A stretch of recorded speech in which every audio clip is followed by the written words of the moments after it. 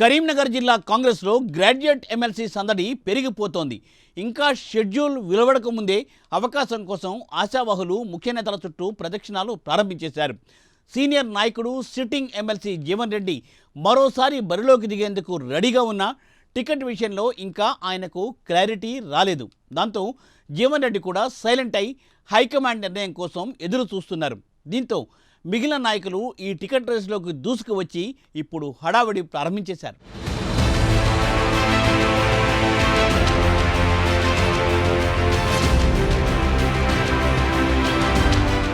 కరీంనగర్ జిల్లాలో పట్టభద్రుల ఎమ్మెల్సీ ఎన్నికల కోలాహలం మొదలైంది. అధికార కాంగ్రెస్ పార్టీ సిట్టింగ్ స్థానాన్ని కాపాడుకునేందుకు ఇప్పటి నుండే వ్యూహాలు రూపొందిస్తోంది.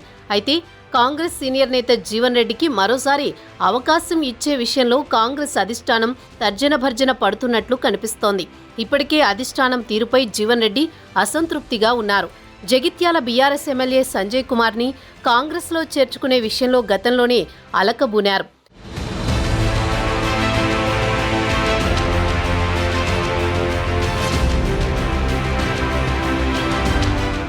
కాంగ్రెస్తో 4 దశాబ్దాలకు పైగా అనుబంధం ఉన్న జీవన్ రెడ్డి 1983 నుంచి ఇప్పటి వరకు జగిత్యాల నుంచి 6 సార్లు ఎమ్మెల్యేగా గెలుపొందారు. గత 2 ఎన్నికల్లో బీఆర్ఎస్ నుంచి పోటీ చేసిన డాక్టర్ సంజయ్ కుమార్ చేతిలో ఓడిపోయారు. కాంగ్రెస్ కష్టకాలంలో ఉన్నప్పుడు కూడా పార్టీని అంటిపెట్టుకుని ఉన్న ఆయనకు కాంగ్రెస్ ఎమ్మెల్సీ పదవి కట్టబెట్టింది.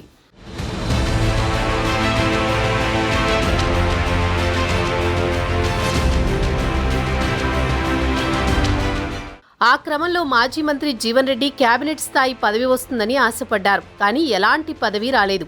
కనీసం మరోమారు ఎమ్మెల్సీ టికెట్ వస్తుందన్న గ్యారంటీ కూడా కనబడ్డం లేదు. కాంగ్రెస్ ఈసారి బలమైన అభ్యర్థి కోసం అన్వేషణ మొదలుపెట్టిందంటున్నారు. కరీంనగర్ పట్టభద్రుల ఎమ్మెల్సీ స్థానంలో ప్రతిపక్షాలు బలంగా ఉన్నాయి. బీజేపీకి కేంద్ర మంత్రి బండి సంజయ్ సహా 4 ఎంపీలు అక్కడి నుంచే ఉన్నారు. బీఆర్ఎస్ అసెంబ్లీ ఎన్నికల్లో ఆ స్థానం పరిధిలో గట్టి పోటీ ఇచ్చింది. ఆ పార్టీ నుంచి మాజీ మంత్రి గంగుల కమలాకర్ కరీంనగర్ ఎమ్మెల్యేగా ఉన్నారు.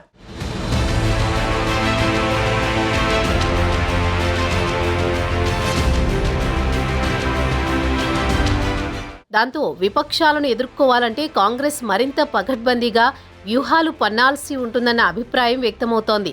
పార్లమెంటు ఎన్నికల తరువాత జరగనున్న మొదటి ఎన్నికలు కావడంతో ఆ ఎన్నికలు అధికార పార్టీకి అత్యంత ప్రతిష్టాత్మకంగా మారాయి. కాంగ్రెస్ నుంచి మరోసారి పోటీకి జీవన్ రెడ్డి సుముఖంగా ఉన్నా ఆయన అభ్యర్థిత్వాన్ని కొంతమంది నేతలు వ్యతిరేకిస్తున్నారు. దాంతో అధిష్టానం ఆచితూచి వ్యవహరిస్తోంది. ఇప్పటికే ముఖ్య నేతల నుండి అధిష్టానం సమాచారం సేకరిస్తోంది. ఒకవేళ జీవన్ రెడ్డికి టికెట్ ఇవ్వకపోతే ఆయన పొలిటికల్ కెరీర్ ముగిసినట్లేనా, లేకపోతే పార్టీ పరంగా ఏదైనా ప్రాధాన్యత లభిస్తుందా అన్నది తేలాల్సి ఉంది.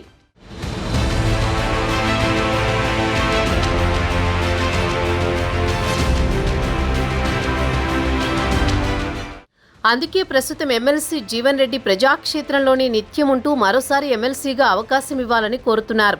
ఇప్పటికే ఎమ్మెల్యేగా, ఎంపీగా 2 పర్యాయాలు పోటీ చేసి ఓడిపోయారు. గతంలో కంటే ఇప్పుడు విభిన్న పరిస్థితులు ఉన్నాయి. నిజామాబాద్, ఆదిలాబాద్, మెదక్, కరీంనగర్ జిల్లాల గ్రాడ్యుయేట్ ఎమ్మెల్సీ స్థానం ఇప్పుడు అన్ని పార్టీలకి కీలకంగా మారింది. ఆ 4 జిల్లాల్లో బీజేపీ ఎంపీలు ఉండడంతో వారి దూకుడును జీవన్ రెడ్డి తట్టుకోగలరా అన్న అనుమానాలు వ్యక్తమవుతున్నాయి. అందులోనూ కేంద్ర మంత్రిగా ఉన్న బండి సంజయ్ ఈ ఎమ్మెల్సీ ఎన్నికను ప్రతిష్టాత్మకంగా తీసుకున్నారంటున్నారు.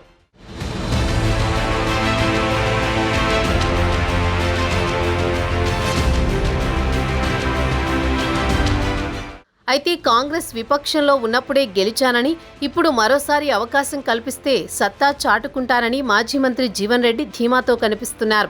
మరోవైపు కాంగ్రెస్ పార్టీ అధికారంలో ఉండడంతో ఆశావహుల సంఖ్య కూడా గతం కంటే ఎక్కువైంది. జీవన్ రెడ్డి మంచి పదవిలో ఉంటారని, ఎన్నికల సమయంలో మంచి భవిష్యత్తు ఉంటుందని రేవంత్ రెడ్డి హామీ ఇచ్చి ఉన్నారు. ఆ హామీపైనే జీవన్ రెడ్డి ఆశలు పెట్టుకున్నట్లు కనిపిస్తున్నారు. మరి ఆయన పొలిటికల్ ఫ్యూచర్ ఎలా ఉంటుందో చూడాలి.